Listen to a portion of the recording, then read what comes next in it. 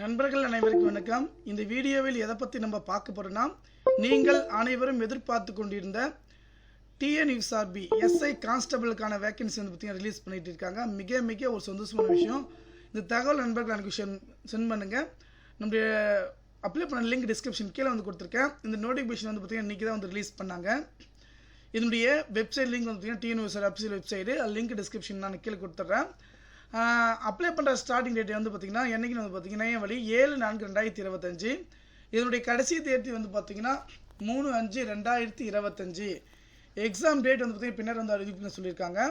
அதே போல் காவலர் சார்பு ஆய்வாளர் தாலுக்கா, காவலர் சார்பு ஆய்வாளர் ஆயுதப்படை, இது ரெண்டும் சேர்த்து வந்து பார்த்திங்கன்னா ஒரு 1299 காலிப்பணியிடங்களை வந்து கொடுத்துருக்காங்க. அதே போல் பார்த்திங்கன்னா 53 SC/ST பட்டாக்குறை காலிப்பணி விவரங்கள் தகவல் சீடேட்டில் குறிப்பிடப்பட்டுள்ளது. அதே போல் துறை ஒதுக்கீடு தாலுக்கா மற்றும் ஆயுதப்படைகள் 20% காலியிடப்படும் சார்ந்த வாரிசுதாரர்கள் ஒரு 80% பண்ணிட்டு சொல்லியிருக்காங்க. இதில் வந்து பார்த்திங்கன்னா வயது வரம்பை பொறுத்த வரைக்கும் பார்த்திங்கன்னா இப்போ குறைந்தபட்சம் என்ன டிகிரி நீங்கள் முடிச்சிருக்கணும் பார்த்திங்கன்னா ஏதாவது ஒரு டிகிரி முடிச்சிருந்தது பார்த்திங்கன்னா இதுக்கு வந்து நீங்கள் வந்து விண்ணப்பிக்கலான்னு வந்து சொல்லியிருக்காங்க.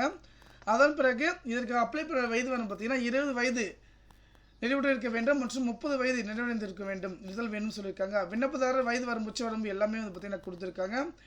கண்டிப்பாக இம்பார்ட்டன்ட் விஷயம் பார்த்திங்கன்னா 1299 காலி பணியிடங்களை வந்து பார்த்திங்கன்னா கொடுத்துருக்காங்க.